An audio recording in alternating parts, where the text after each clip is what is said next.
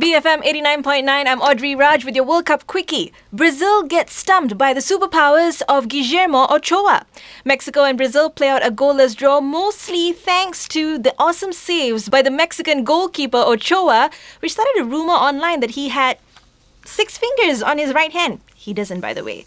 So that leaves Brazil and Mexico both on 4 points after 2 games. So that means Brazil will just need 1 more point against Cameroon to make it through to the last 16, and so will Mexico when they play Croatia. Moving on, Group H openers this morning. Belgium versus Algeria. That ended in a 2-1 win to Belgium. Marwan Fellaini scored. Guess he's not useless after all. And of course, Russia played South Korea. That ended 1-1. Alexander Kershakov scoring the equalizer for Russia. So that leaves Belgium top of Group H with 3 points, followed by Russia and South Korea. And finally, Algeria.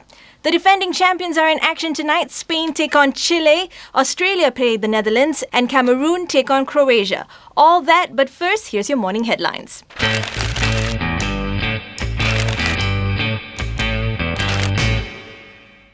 Good morning, I'm Aziff. It's the 18th of June and you're watching Morning Headlines. Now, on the front page today, we finally have PM Najib making a stand on the Bible rate issue. So, finally, he's come out to say that if MAIS is unhappy with what the Attorney General has said about the decision to return back Bibles, they can go up to him and, discuss with him or not. PM Najib would like to remind that we have to follow the spirit of the Constitution, right? But what's more interesting here is that the Attorney General has a higher order of authority than MAIS. So why is MAIS being resistant to giving back the Bibles? What's the deal here? What is the rationale behind MAIS being very apprehensive against what the AG has ordered them to do?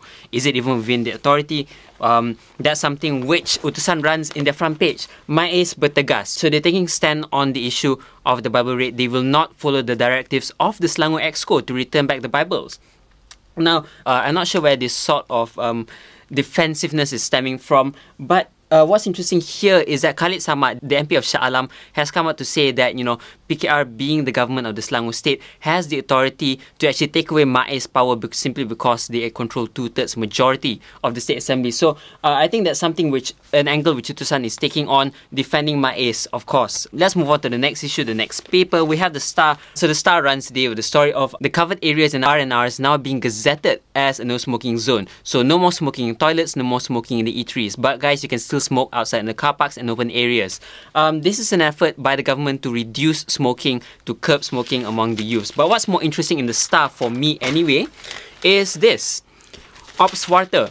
Now, what's happening in Obswarter is that the traffic police are finally clamping down on people with outstanding summonses. So if you're passing through a roadblock, or if you have the police knocking your doors, you know exactly what's going to happen, because the police now have apparently sent out 343 arrest orders to people with outstanding summonses. So guys, you might just want to pay up because the police are not going to give you discounts this time around. Kalau ada saman tu kau bayar lah kan. So the Sun is running with the headline here, Probe Kelai 2. So what's happening here is that an inquiry committee is being set up to find out why exactly the costs and also the time to build Kelai 2 was doubled, right? So initially the cost was 2 billion ringgit, now it's 3.2, and the fact is it took them extra 2 years to finish building. So an inquiry board is being set up to find out what's happening here. No other details has been released yet. We'll find out maybe in a few weeks to come. So what I find interesting is Sinar Harian, right? Last week I talked about how a Bi Hun factory was exposed by reporters talking about how there was bad hygiene and shirtless men were handling our Bi Hun, right? So